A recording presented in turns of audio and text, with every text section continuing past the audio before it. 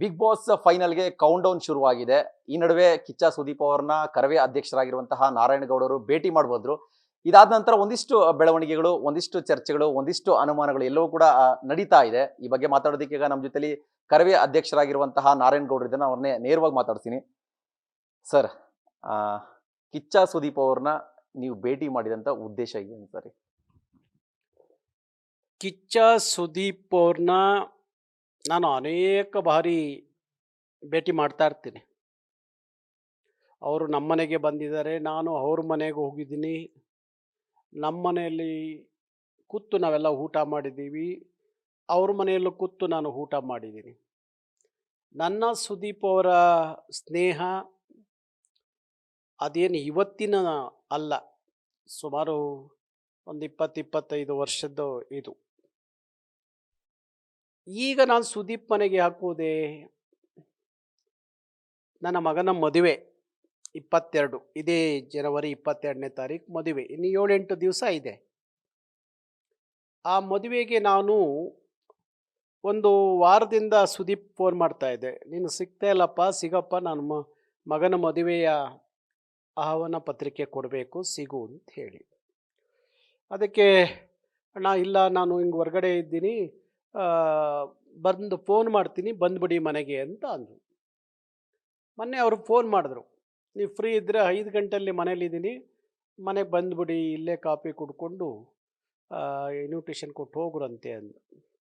ನಾನು ನಮ್ಮ ಬೀಗರು ಇಬ್ಬರೂ ಸಹ, ಅವರು ಸುದೀಪ್ ನನ್ನ ಬೀಗರಿಗೂ ತುಂಬ ಪರಿಚಯ. ಸುದೀಪ್ ಇಬ್ಬರು ಒಟ್ಟಿಗೆ ಹೋದು. ಎಷ್ಟು ಸಮಯ ಅಂದರೆ ಒಂದು 5:30-6 ಗಂಟೆ ಸಮಯ ಹೋಗಿ. ಅವರೂ ಸಹ ಬಿಗ್ ಬಾಸ್ ವಿಚಾರ ಚರ್ಚೆ ಮಾಡಲಿಲ್ಲ. ನನಗೆ ಚರ್ಚೆ ಮಾಡಲಿಕ್ಕೆ, ನಾನೇನು ದಿನ ಬಿಗ್ ಬಾಸ್ ನೋಡೋನಲ್ಲ, ಬಿಗ್ ಬಾಸ್ ಬಗ್ಗೆ ನನಗೇನು ಅಷ್ಟೊಂದು ಗೊತ್ತಿಲ್ಲದ ವಿಚಾರ. ಆದರೆ ನಾವು ಬೇರೆ ಬೇರೆ ವಿಚಾರಗಳನ್ನು ಅಲ್ಲಿ ಮಾತಾಡಿಕೊಂಡು ಅಲ್ಲಿಂದ ಹೊರಟು, ಅಲ್ಲಿ ಒಂದೆರಡು ಫೋಟೋ ತೊಗೊಂಡ್ರು. ಇನ್ವಿಟೇಷನ್ ಕೊಡುವಾಗ ಆ ಫೋಟೋನ ಸೋಷಿಯಲ್ ಮೀಡಿಯಾದಲ್ಲಿ ಹಾಕಿರು. ಈ ಮೂರ್ಖರಿಗೆ ಕನಿಷ್ಠ ತಿಳ್ಕೋಬೇಕು ಯಾಕೆ ಹೋಗಿದ್ದಾರೆ ನಾರಾಯಣಗೌಡರು. ನಾನು ಸುಮಾರು 1.5 ತಿಂಗಳಿಂದ ನನ್ನ ಮಗನ ಮದುವೆಗೋಸ್ಕರ ಎಲ್ಲ ಕ್ಷೇತ್ರದ ಗಣ್ಯರ ಮನೆಗೆ ಭೇಟಿ ಕೊಡ್ತಾ ಇದ್ದೀನಿ, ಆಹ್ವಾನ ಪತ್ರಿಕೆ ಕೊಡಲಿಕ್ಕೆ. ಅದು ದಿನನಿತ್ಯ ಸೋಷಿಯಲ್ ಮೀಡಿಯಾದಲ್ಲಿ ಬರ್ತಾ ಇದೆ ಫೋಟೋ. ಇವರು ತಿಳ್ಕೋಬೇಕಾದಂಥದ್ದು ಭಾರಿ ವಿಚಾರ ಇದೆ.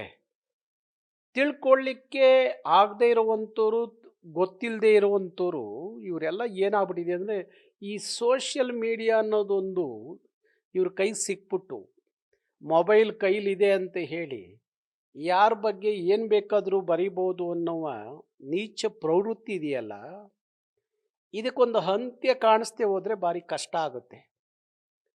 ಯಾಕೆಂದರೆ ಪ್ರಜಾಪ್ರಭುತ್ವದಲ್ಲಿ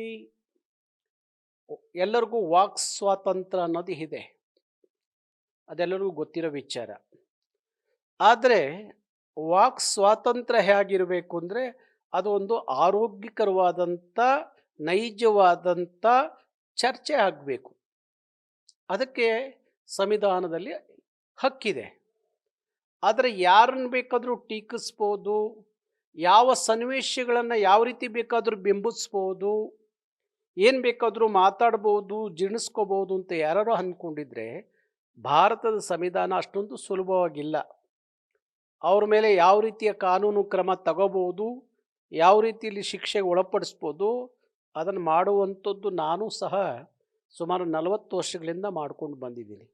ಸರ್, ಈಗ ಮೊದಲನೇದಾಗಿ ಬಿಗ್ ಬಾಸ್ ಫೈನಲ್ ಈ ವಾರದಲ್ಲಿ ಕೊನೆಯಲ್ಲಿ ನಡೀತಾ ಇದೆ ಒಂದು ಕಡೆ. ಮತ್ತೊಂದು ಕಡೆ ಕರವೇ ಕಾರ್ಯಕರ್ತರಾಗಿದ್ದಂಥವ್ರು, ಕರವೆಯಲ್ಲಿ ಸಂಘಟನೆಯಲ್ಲಿ ಇದ್ದಂಥವ್ರು ಅಶ್ವಿನಿ ಗೌಡ ಅವರು ಕೂಡ ಅಲ್ಲಿ ಕಂಟೆಸ್ಟೆಂಟ್ ಆಗಿದ್ದಾರೆ. ಈ ಸಂದರ್ಭದಲ್ಲಿ ನಾರಾಯಣಗೌಡ ಅವರು ಸುದೀಪ್ ಅವ್ರನ್ನ ಭೇಟಿ ಮಾಡಿದ್ರ, ಅಂದ್ರೆ ಅದ್ರ ಹಿಂದೆ ಏನಾದರೂ ಲಾಬಿ ಮಾಡಕ್ ಹೊರಟ್ಬಿಟ್ರ ಅನ್ನೋ ಒಂದು ಅನುಮಾನ ಈಗ ಅಲ್ಲಿ ಸೃಷ್ಟಿಯಾಗೋದಕ್ಕೆ ಕಾರಣ ಆಗಿದ್ದು ಅಲ್ಲ. ಬಿಗ್ ಬಾಸ್ ಸಂದರ್ಭಕ್ಕೂ ನನ್ನ ಮಗನ ಮದುವೆ ಇನ್ವಿಟೇಷನ್ ಕೊಡೋಕ್ಕೂ ಯಾಕೆ ತಾಳಿಯಾಗಿ ಅದನ್ನು ಹೊಂದಾಣಿಕೆ ಮಾಡ್ತೀರಿ? ಯಾಕೆ ಮಾಡ್ತೀರಿ? ಬಿಗ್ ಬಾಸ್ ನೋಡ್ಕೊಂಡು ನನ್ನ ಮಗನ ಮದುವೆ ಫಿಕ್ಸ್ ಮಾಡ್ಕೊಂಡಿದ್ದೀನ? ಹಾಂ, ಇಲ್ಲ ನನ್ನ ಮಗನ ಮದುವೆ ಕಾಲಕ್ಕೆ ಬಿಗ್ ಬಾಸ್ ಫಿಕ್ಸ್ ಆಗಿದೆಯೇ? ಅವನು 7 ದಿವಸ ಮದುವೆ ಇದೆ. ಆಹ್ವಾನ ಪತ್ರಿಕೆಯನ್ನು ಕೊಡ್ಲಿಕ್ಕೆ ಹೋದರೆ ಅದು ಮ್ಯಾಚ್ ಫಿಕ್ಸ್ ಅಂತೆ. ಯಾವುದ್ರಿ ಇದು ಕೆಟ್ಟ ಪ್ರವೃತ್ತಿ ಇದು? ಯಾರಿಗೆ ಹೇಳ್ತಾ ಇದ್ದೀರಿ ಇದನ್ನೆಲ್ಲ? ನನ್ನ 40 ವರ್ಷದ ಹೋರಾಟದ ಹಾದಿಯಲ್ಲಿ ಯಾರ ಜೊತೆಯಲ್ಲೂ ಮ್ಯಾಚ್ ಫಿಕ್ಸ್ ಮಾಡ್ಕೊಂಡವನು ಅಲ್ಲ, ಮಾಡ್ದವನು ಅಲ್ಲ ನಾನು. ನಾನಷ್ಟು ಕೇಸು, ಜೈಲು, ಚಳವಳಿಯಲ್ಲಿ ಅನುಭವಿಸಿದಷ್ಟು ಯಾರೂ ಅನುಭವಿಸಿಲ್ಲ. ಈ ಮಾತಾಡೋರು ಇದ್ದಾರಲ್ಲ, ಈ ಸೋಷಿಯಲ್ ಮೀಡಿಯಾದವರು ಬಹುತೇಕರು ನೋಡಿದ್ದೀನಲ್ಲ, ನನ್ನ ಸರ್ವಿಸ್ ಅಷ್ಟು ವಯಸ್ಸಿಲ್ಲ ಅವ್ರಿಗೆ. ಅವೆಲ್ಲ ಬಾವಿ ಕಪ್ಪೆಗಳು, ಎಲ್ಲ ಬಾವಿಯಲ್ಲಿ ಕೂತ್ಕೊಂಡು ಇದೇ ಸಮುದ್ರ, ಇದೇ ಸಾಗರ, ಇದೇ ದೊಡ್ಡ ದೊಡ್ಡ ಕೆರೆ ಅಂತ ಅಂದ್ಕೊಂಡಿರುವಂಥ ಬಾವಿ ಕಪ್ಪೆಗಳು. ಅವಕ್ಕೇನು ಗೊತ್ತಿದೆ? ಅವಕ್ಕೆ ತಲೆಯಲ್ಲಿ ಯಾವ ವಿಚಾರಗಳು ಇಲ್ಲ. ಏನೋ ಆಡು ಭಾಷೆಯಲ್ಲಿ ಯಾರನ್ನೋ ಟೀಕಿಸೋದು, ಕಿಂಡಲ್ ಮಾಡೋದು, ಏನೋ ಅದಕ್ಕೆ ಇನ್ನೇನೋ ಸೇರಿಸೋದು, ಯಾರದ್ದು ಮಾನಹಾನಿ ಮಾಡೋಕ್ಕೆ ನಿಲ್ಲೋದು, ಈ ಪ್ರವೃತ್ತಿ ಇಂಥ ನೀಚರುಗಳಿಂದಲೇ ಆಗುತ್ತ ಹೊರತು ಯಾವ ಸಜ್ಜನರು, ವಿಚಾರವಂತರು, ಆಚಾರವಂತರಿಂದ ಇವೆಲ್ಲ ಆಗಲ್ಲ ಅಂತ ನನಗೆ ಗೊತ್ತು. ಅದಕ್ಕಾಗಿ ನಾರಾಯಣಗೌಡರು ಮ್ಯಾಚಿಂಗ್ ಇದನ್ನು ಫಿಕ್ಸ್ ಮಾಡೋಕ್ಕೆ ಸುದೀಪ್ ಏನು ಇಲ್ದಲೇ ಇರುವಂತನ? ಚಿನ್ನ ಸ್ಪೂನ್ ಬಾಯಲ್ಲಿ ಇಟ್ಕೊಂಡೇ ಬಂದವನು ಸುದೀಪು. ಅಗರ್ಭ ಶ್ರೀಮಂತರಿದ್ರು ಅವ್ರ ತಂದೆ, ಅವ್ರಿಗೆ ಬೇಕಾದಷ್ಟು ಇದೆ. ಸುದೀಪ್ಗೆ ಇದೆಂಥದ್ದು ಕಿತ್ತೋದ್ದು ವಿಚಾರ? ನಾರಾಯಣಗೌಡ್ರಿಗೆ ಇದ್ಯಾಕೆ ಬೇಕು? ಅಲ್ಲ, ಅಶ್ವಿನಿ ಗೌಡನ್ನ ಕರವೇ ಯಾಕೆ ಬೆಂಬಲಿಸ್ತಾ ಇದೆ ಅಂತ ಏನಾದ್ರು ಒಂದು ನಿಮಿಷ ಯೋಚನೆ ಮಾಡಿ. ಕರವೇ ಒಳಗಡೆ ಅಶ್ವಿನಿ ಗೌಡ 20 ವರ್ಷ ಕನ್ನಡಿಗ, ಕರ್ನಾಟಕ ಅಂತ ಕೆಲಸ ಮಾಡಿದ್ದಾಳೆ. ಈ ನಾಡಿಗಾಗಿ, ನುಡಿಗಾಗಿ, ನಾಡಿಗರ ಬದುಕಿಗಾಗಿ ಕೆಲಸ ಮಾಡಿರುವಂಥ ಒಬ್ಬ ಹೆಣ್ಣು ಮಗಳು, ಕರವೆಯ ಮನೆಯ ಮಗಳು ಬಿಗ್ ಬಾಸಲ್ಲಿ ಹೋಗಿದ್ದಾಳೆ ಅಂದಾಗ ಕರವೇ ಕಾರ್ಯಕರ್ತರು ಅದನ್ನು ಬೆಂಬಲಿಸೋದು ಅದು ಸಹಜ ಗುಣ ಅದು. ಅದನ್ನು ಬಿಟ್ಟು ನೀವು ಅದಕ್ಕೆ ಇನ್ನೇನೋ ತ್ಯಾಪೆ ಹಾಕೋ ಕೆಲಸವನ್ನು ಯಾಕೆ ಮಾಡ್ತಾ ಇದ್ದೀರಿ? ಏನು ಸೋಷಿಯಲ್ ಮೀಡಿಯಾದಲ್ಲಿ ಏನು ಬೇಕಾದರೂ ಮಾಡ್ಬೋದು ಅಂತಲ್ಲ? ಇವೆಲ್ಲ ಭಾರಿ ದಿವಸ ಉಳಿಯಲ್ಲ. ಅತಿರೇಕ ಆದಾಗ ಅಂತ್ಯ ಬೇಗ ಆಗುತ್ತೆ ಅನ್ನೋದು ಇದಕ್ಕೆ. ಅದಕ್ಕೋಸ್ಕರ ಹೇಳ್ತಾ ಇದ್ದೀವಿ, ಸುದೀಪ್ ಆಗಲಿ, ಶಿವಣ್ಣ ಆಗಲಿ, ದರ್ಶನ್ ಆಗಲಿ, ನನಗೆ ಎಲ್ಲರೂ ತುಂಬ ಆತ್ಮೀಯರೇ. ಆ ಆತ್ಮೀಯರನ್ನ ನನ್ನ ಮಗನ ಮದುವೆಗೆ, ನನ್ನ ಕುಟುಂಬದ ಮದುವೆಗೆ ನಾನು ಕರೀದಲ್ಲ ಇನ್ಯಾರು ಕರೀತಾರೆ? ಇವ್ರು ಕರೀತಾರೆ, ಈ ನಾಯಿ ನರಿಗಳೆಲ್ಲ ಕೂತ್ಕೊಂಡು. ಸುಮ್ಮನೆ ಯಾಕೆ ಅವ್ರನ್ನೆಲ್ಲ ಇದು ಎಳಿತೀರಿ? ಬಿಗ್ ಬಾಸ್ ಒಂದು ದೊಡ್ಡ ವೇದಿಕೆ. ಕರ್ನಾಟಕದಲ್ಲಿ ಬಿಗ್ ಬಾಸ್ ಅನ್ನೋದು ಒಂದು ದೊಡ್ಡ ವೇದಿಕೆ. ಅಲ್ಲಿ ಪ್ರತಿಭೆಗಳು ಹೋಗಿ ತನ್ನ ಪ್ರತಿಭೆಯನ್ನು ನಾಡಿನ ಜನರಿಗೆ ತಲುಪಿಸ್ಲಿಕ್ಕೆ ಅದೊಂದು ದೊಡ್ಡ ವೇದಿಕೆಯನ್ನು ಕಲರ್ಸ್ ಕನ್ನಡ ಮಾಡಿಕೊಟ್ಟಿದೆ. ಅಂಥ ಒಂದು ಬಿಗ್ ಬಾಸನ್ನು ನಿಮಗೆ ತಕ್ಕಂತೆ ಅದನ್ನು ನೀವು ಬರ್ಕೋತೀರಿ, ಅದನ್ನು ಬಿಂಬಿಸ್ತೀರಿ ಅಂದರೆ ಜನ ಸಾರ್ವಜನಿಕರೇನು ಅಷ್ಟೊಂದು ಮೂರ್ಖರ ನಿಮ್ಮನ್ನೆಲ್ಲ ನಿಮ್ಮ ಮಾತು ಕೇಳಲಿಕ್ಕೆ? ಇಲ್ಲ, ನಿಮ್ಮನ್ನು ಯಾರೋ ಬೆಂಬಲಿಸ್ತಾರೆ, ನಿಮ್ಮ ಇದನ್ನು ಬೆಂಬಲಿಸ್ತಾರೆ ಅಂದರೆ ಅವರು ಅಂಥವ್ರಾಗಿದ್ದರೆ ಬೆಂಬಲಿಸ್ಬೇಕಷ್ಟೇ. ಅದು ಬಿಟ್ಟು ನಾನು ನೋಡಿದೆ ಸುಮಾರು ಜನ ಅವ್ರದ್ದೆಲ್ಲ ಯಾರು ಇವರು ಅಂತ ಡೀಟೇಲ್ಸ್ ಎಲ್ಲ ಕಲೆಕ್ಟ್ ಮಾಡಿದೆ. ನಮ್ಮ ಕಾನೂನು ಘಟಕಕ್ಕೆ ಅದು ಕೊಡೋಣ, ಅವ್ರ ಮೇಲೆಲ್ಲ ಒಂದಷ್ಟು ಕೇಸ್ಗಳು ದಾಖಲೆ ಆದರೆ ಆಗ ಆ ಮೂರ್ಖರಿಗೆ ಬುದ್ಧಿ ಬರುತ್ತೆ ಅಂತೇಳಿ ತೆಗೆದು ನೋಡಿದ್ರೆ ಅಲ್ಲಿ ಬಹುತೇಕರ ಮೇಲೆ 10-20 ಕ್ರಿಮಿನಲ್ ಕೇಸ್ಗಳಿರೋರು. ಅವರು ಯಾರನ್ನೋ ಬ್ಲ್ಯಾಕ್ ಮೇಲ್ ಮಾಡೋದು, ಇನ್ಯಾರನ್ನೋ ಹೋಗಿ ದೌರ್ಜನ್ಯ ಮಾಡೋದು, ಇನ್ಯಾರ ಹತ್ರ ಹಣ ವಸೂಲಿಗೋಸ್ಕರ ಈ ಥರದ ಪೋಸ್ಟ್ರುಗಳು ಹಾಕೋದು, ಯಾರ್ದೋ ನೆಪ ಇಟ್ಕೊಂಡು ಯಾರ್ಯಾರನ್ನೋ ಬ್ಲ್ಯಾಕ್ ಮೇಲ್ ತಂತ್ರ ಮಾಡೋದು, ಇಂಥವರೇ ಬಹುತೇಕರಿದ್ದಾರೆ ಆ ಗುಂಪಲ್ಲಿ. ಹಾಗಾಗಿ ಇಂಥವರಿಗೆ ಕಾನೂನು, ನಮ್ಮ ಪೊಲೀಸ್ ಇಲಾಖೆ ಯಾವ ಮುಲಾಜು ಕೊಡದೆ ಸರಿಯಾಗಿ 4 ಬಾರಿಸಿ ಅವ್ರನ್ನ ಎಲ್ಲಿಡಬೇಕು ಅಲ್ಲಿ ಪರಪ್ಪನ ಅಗ್ರಹಾರಕ್ಕಿಟ್ಟರೆ ಬುದ್ಧಿ ಬರುತ್ತೆ ಇವ್ರಿಗೆಲ್ಲ. ಇಲ್ಲಾಂದರೆ ಮಾಧ್ಯಮ ಅನ್ನುವ ಭಾರಿ ಪವಿತ್ರವಾದ ಕ್ಷೇತ್ರಕ್ಕೆ ಇಂಥ ಮೂರ್ಖರಿಂದ ಭಾರಿ ಕೆಟ್ಟ ಹೆಸರು ತಂದುಬಿಡ್ತಾರೆ ಇವರು. ಅದಕ್ಕೋಸ್ಕರ ನಾವು ಸಾಮಾನ್ಯವಾಗಿ ನಾನು ಬಿಗ್ ಬಾಸನ್ನು ಎಲ್ಲೋ ಯಾರೋ ಮನೆಯಲ್ಲಿ ಯಾವ ಅಪರೂಪಕ್ಕೆ ನೋಡುವಂಥ, ನನ್ನದೇ ಆದಂಥ ಕಾಯಕ 24 ಗಂಟೆ ಕನ್ನಡ, ಕರ್ನಾಟಕ, ಕನ್ನಡಿಗ, ಕರ್ನಾಟಕದ ಜನರ ಮಕ್ಕಳ ಬದುಕು, ಭವಿಷ್ಯ ಅದರ ಬಗ್ಗೆ 24 ಗಂಟೆ ಯಾವನಾದರೂ ಕರ್ನಾಟಕದಲ್ಲಿ ಯೋಚನೆ ಮಾಡ್ತಾನೆ ಅಂದರೆ ಅದು ನಾನು ಅಂತ ಹೇಳ್ಕೊಳ್ಳಿಕ್ಕೆ ನನಗೆ ಹೆಮ್ಮೆ ಇದೆ. ಅದು ಬಿಟ್ಟು ಇದ್ಯಾವುದನ್ನು ನೋಡ್ಕೊಂಡು ಕೂತ್ಕೋಬೇಕು ಏನು ಬಿಗ್ ಬಾಸಿಗೆ ಹೋಗಿದ್ದು ಅದೊಂದು ಮನರಂಜನೆ, ಅದೊಂದು ಅವರ ಪ್ರತಿಭೆಗಳನ್ನ ಹೊರ ಹಾಕ್ಲಿಕ್ಕೆ ಒಂದು ದೊಡ್ಡ ವೇದಿಕೆ ಅಷ್ಟೇ. ಅದು ಬಿಟ್ಟು ಏನು ಪಾಕಿಸ್ತಾನ ಭಾರತದ ಬಾರ್ಡ್ರಲ್ಲಿ ಯುದ್ಧ ಮಾಡಿ ಬರ್ತಾರೇನು ಅವರೆಲ್ಲ? ಹಾಂ, ಈಗ ಅಷ್ಟೊಂದು ದೊಡ್ಡ ಮಟ್ಟಕ್ಕೆ ಬಿಂಬಿಸಕ್ಕೆ ಅದನ್ನೆಲ್ಲ. ಈಗ ಮತ್ತೊಂದು ಪ್ರಶ್ನೆ ಅಂತಂದ್ರೆ, ಈಗ ಕರವೇ ಅಂತಂದ್ರೆ ಕನ್ನಡಿಗರ ಧ್ವನಿ, ಕನ್ನಡಿಗರ ರಕ್ಷಣೆಗೋಸ್ಕರ ಹೋರಾಡುವಂತ ಒಂದು ಸಂಘಟನೆ. ಇಲ್ಲಿ ಅಶ್ವಿನಿ ಗೌಡ ಅವ್ರು ಒಬ್ಬರೇ ಕನ್ನಡಿಗರಲ್ಲ, ಅಲ್ಲಿ ಇರುವಂತ ಎಲ್ಲ ಕಂಟೆಸ್ಟೆಂಟ್ಗಳು ಕೂಡ ಕನ್ನಡಿಗರೇ ಆಗಿದ್ದಾರೆ ಅನ್ನೋ ಪ್ರಶ್ನೆ ಕೂಡ ಚರ್ಚೆ ಮಾಡ್ತೀವಿ. ನಾನು ಅದನ್ನು ಹೇಳೇ ಇಲ್ವಲ್ಲಪ್ಪ, ಅವ್ರು ಯಾರು ಕನ್ನಡಿಗರಲ್ಲ ಅಂತ ಹೇಳಿಲ್ವಲ್ಲ ನಾನು. ಅಶ್ವಿನಿ ಗೌಡ ಕನ್ನಡತಿ ಅಂತ ಹೇಳಿದ್ದೀನಿ, ಅಲ್ಲಿದ್ದವರೆಲ್ಲರೂ ಕನ್ನಡದ ನಾಡಿನ ಮಕ್ಕಳು ಅಂತಲೇ ಹೇಳ್ತಾ ಇದ್ದೀನಿ, ಕನ್ನಡಿಗರೇ ಅಂತಲೇ ಹೇಳ್ತಾ ಇದ್ದೀವಿ. ನಾನಲ್ಲ, ಇಡೀ ನಮ್ಮ ಕರವೇ ಬಳಗ ಮಾತಾಡ್ತಿರೋದು ಅವರೆಲ್ಲರೂ ಕನ್ನಡಿಗರೇ. ನಾನು ಪ್ರಾರಂಭದಲ್ಲೇ ಒಂದು ಮಾತು ಹೇಳಿದೆ, ಯಾಕೆ ಅಶ್ವಿನಿಯನ್ನು ಬೆಂಬಲಿಸ್ತಾ ಇದೆ ಕರವೇ?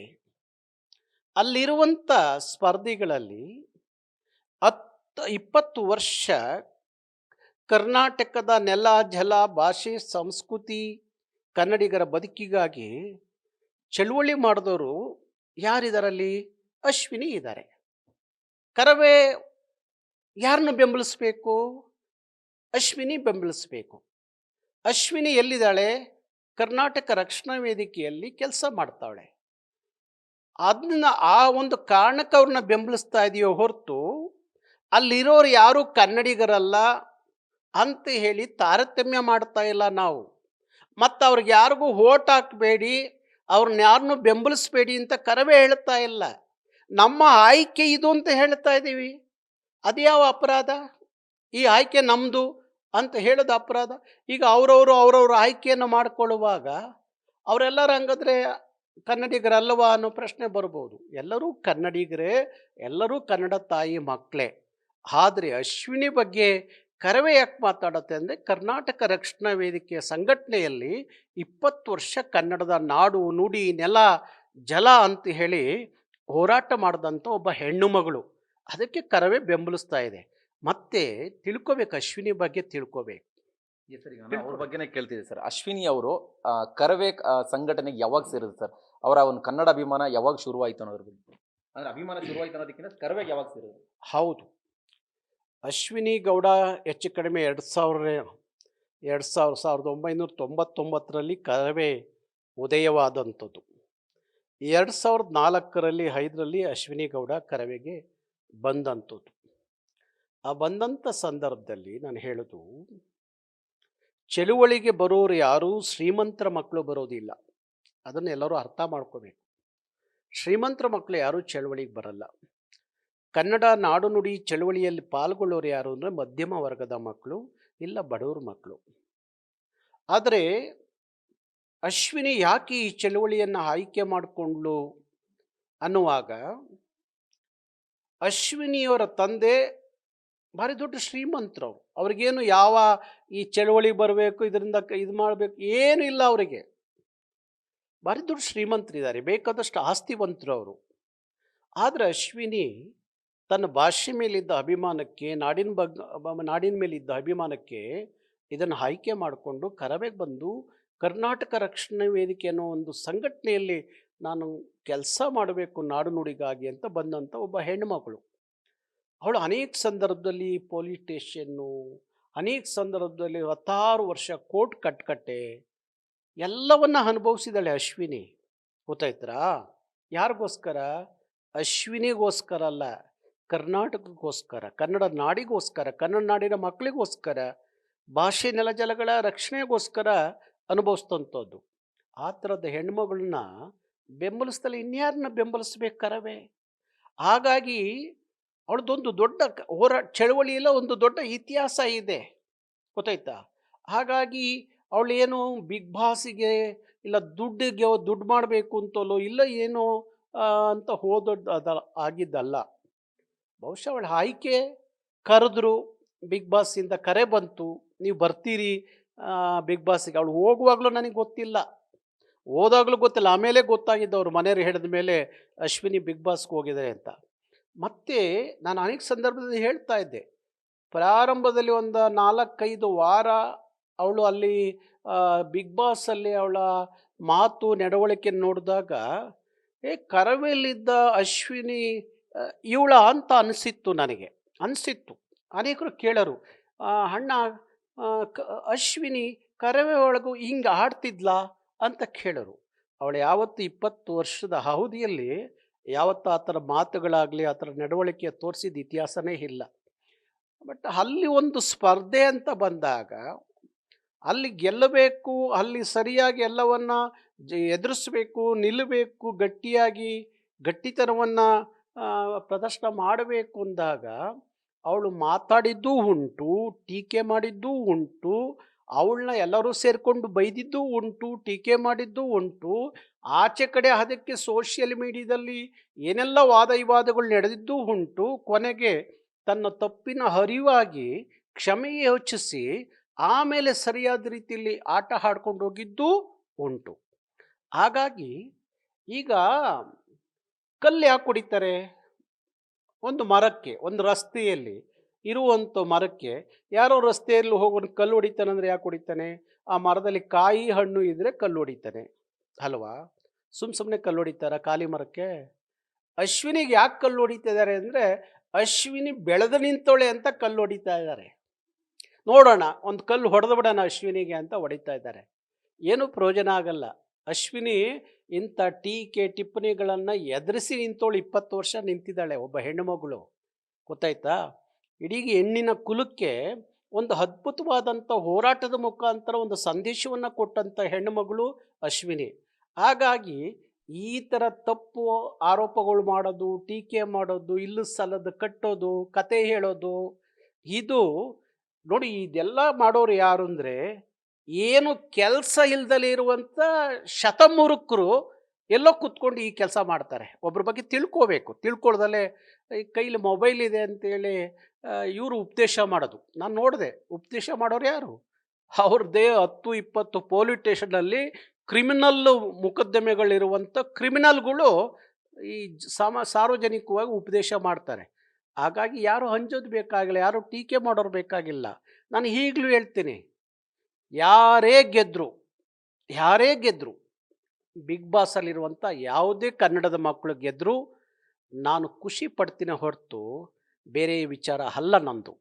ಹಾಗಾಗಿ ನಾನು ಕನ್ನಡಿಗ, ಕರ್ನಾಟಕ, ನನ್ನ ಕಚೇರಿಗೆ ಒಂದು ದಿನಕ್ಕೆ ಶಾಲೆ ಅಂತ ಬರುವಂಥದ್ದು, ಇನ್ಯಾವುದೋ ಸಮಸ್ಯೆಗಳನ್ನ ಬರುವಂಥದ್ದು, ಹೇಳ್ಕೊಂಡು ಬರುವಂಥದ್ದು, ಇನ್ಯಾವುದೋ ಕೆಲಸಕ್ಕಾಗಿ ಬರುವಂಥವ್ರು, ಆಸ್ಪತ್ರೆ ಅಂತ ಬರುವಂಥವ್ರು ನೂರಾರು ಜನ ಬರ್ತಾರೆ. ಅವ್ರಿಗೆ ಜಾತಿ ಯಾವುದು, ಧರ್ಮ ಯಾವುದು ಅಂತ ಕೇಳಲ್ಲ, ನೀನು ಕನ್ನಡಿಗ ಅಂತ ಕೇಳ್ತೀನಿ. ಕನ್ನಡಿಗ ಅಂತ ಗೊತ್ತಾದರೆ ನನ್ನ ಕೈಲಾದ ಸಹಾಯ ಮಾಡಿ ಕಳಿಸ್ತೀನಿ. ಯಾವ ರಾಜಕಾರಣಿಗಳು ಮಾಡ್ತಾರೋ ಇಲ್ವೋ ಗೊತ್ತಿಲ್ಲ. ನಾನು ಒಬ್ಬ ಕನ್ನಡಿಗ ಅಂದರೆ ಎಲ್ಲಿ ಹೋದರೂ ಎಲ್ಲಿ ಬಂದರೂ ಕನ್ನಡಿಗ, ಕರ್ನಾಟಕ ಅಂತ ಧ್ವನಿ ಕಿವಿಗೆ ಬಿದ್ದರೆ ಮರಳುಗಾಡಲ್ಲಿ ನೀರು ಸಿಕ್ಕಿದ್ರೆ ಎಷ್ಟು ಖುಷಿಯಾಗುತ್ತೋ ಅಷ್ಟು ಖುಷಿ ಪಡೋನು ನಾನು.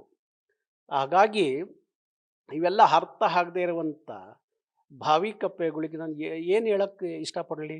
ಹಾಗಾಗಿ ಇದೆಲ್ಲ ಬಿಟ್ಟುಬಿಟ್ಟು ನ್ಯಾಯವಾಗಿ ನಿಮ್ಮ ಆಯ್ಕೆ, ಈ ಗಿಲ್ಲಿ ಇದ್ದರೆ ಗಿಲ್ಲಿ ಆಯ್ಕೆ ಮಾಡಿ ಓಟ್ ಹಾಕಿ, ನಿಮ್ಗೆ ಹಕ್ಕಿದೆಯಲ್ಲ. ಇಲ್ಲ ಇನ್ಯಾರೋ ಸ್ಪರ್ಧಿ, ಓಟ್ ಹಾಕಿ, ನಿಮ್ಮ ಹಕ್ಕು. ಯಾರನ್ನೋ ಬೆಂಬಲಿಸುವ ವಿಚಾರದಲ್ಲಿ ಇನ್ಯಾರೋ ಟೀಕಿಸೋದು, ಇನ್ಯಾರನ್ನೋ ಅವಮಾನಿಸೋದು ಅದು ಸರಿಯಾದ ಕ್ರಮ ಅಲ್ಲ, ಅದು ಸಂವಿಧಾನದ ನಿಮ್ಮ ಹಕ್ಕಲ್ಲ ಅದು. ಹಾಗಾಗಿ ಒಳ್ಳೆ ರೀತಿಯಲ್ಲಿ ಆ ಪ್ರತಿಭೆಗಳನ್ನ ನೀವು ಬೆಂಬಲಿಸಬೇಕು, ಸ್ವಾಗತಿಸಬೇಕು ಅನ್ನೋದು ನನ್ನ ಮನವಿ.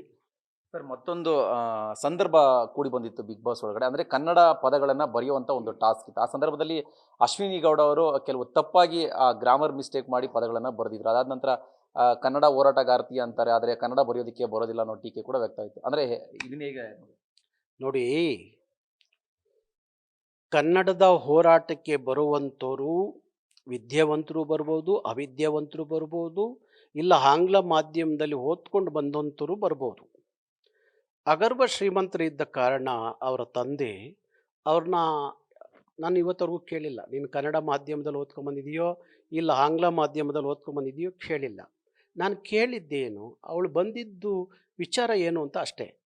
ನಾನು ಕನ್ನಡತಿ, ನನಗೆ ಕನ್ನಡದ ಬಗ್ಗೆ ಅಭಿಮಾನ ಇದೆ, ಕನ್ನಡದ ನಾಡಿನ ಬಗ್ಗೆ ಅಭಿಮಾನ ಇದೆ, ಕನ್ನಡದ ಜನರ ಬಗ್ಗೆ ಅಭಿಮಾನ ಇದೆ, ನನ್ನ ನಾಡು ನುಡಿ ಬಗ್ಗೆ ಕಾಳಜಿ ಇದೆ, ಅದಕ್ಕೆ ರಕ್ಷಣಾ ವೇದಿಕೆಗೆ ಸೇರಬೇಕು ಅಂತ ಬಂದಿದ್ದೀನಿ ಅಂತ ಬಂದಂಥದ್ದು. ಕನ್ನಡಿಗ ಕರ್ನಾಟಕ ಅಂದಾಗ ಯಾರು ಬಂದರೂ ಸೇರಿಸ್ಕೋತೀವಿ. ಅದು ಕನ್ನಡ ಗೊತ್ತಿರೋರೇ ಬರಬೇಕು ಅಂತಲ್ಲ. ಎಷ್ಟೋ ಜನ ಮಾರ್ವಾಡಿಗಳು ಬರ್ತಾರೆ, ಜೈನರು ಬರ್ತಾರೆ, ಮಲಯಾಳಿಗಳು ಬರ್ತಾರೆ, ತಮಿಳರು ಬರ್ತಾರೆ. ಅವ್ರಿಗೆಲ್ಲ ಕನ್ನಡ ಬರೆಯೋಕ್ಕೆ ಓದೋಕ್ಕೆ ಗೊತ್ತಿರಬೇಕು ಅಂತ ಅಲ್ಲ. ಅವರಿಗೆ ಕರ್ನಾಟಕದ ಮೇಲೆ ಪ್ರೀತಿ ಇದ್ದರೆ ಸಾಕು, ಕನ್ನಡದ ಮೇಲೆ ಪ್ರೀತಿ ಇದ್ದರೆ ಸಾಕು, ಕನ್ನಡವನ್ನು ಮಾತಾಡುವಂಥದ್ದು ಗೊತ್ತಿದ್ದರೆ ಸಾಕು. ಅದಕ್ಕಾಗಿ ಕನ್ನಡ ಸಾಹಿತ್ಯವನ್ನು ಓದ್ಕೊಂಡು ಇಲ್ಲ ಕನ್ನಡವನ್ನು ಭಾರಿ ನೀಟಾಗಿ ಮುದ್ದಾಗಿ ಬರೆಯುವಂಥವರೇ ಬೇಕು ಅಂತೇನು ಕನ್ನಡದ ತಾಯಿ ಯಾರಿಗೂ ಹೇಳಿಲ್ಲ. ಹಾಗಾಗಿ ಎಷ್ಟೋ ಜನರು ನೋಡ್ತೀವಿ.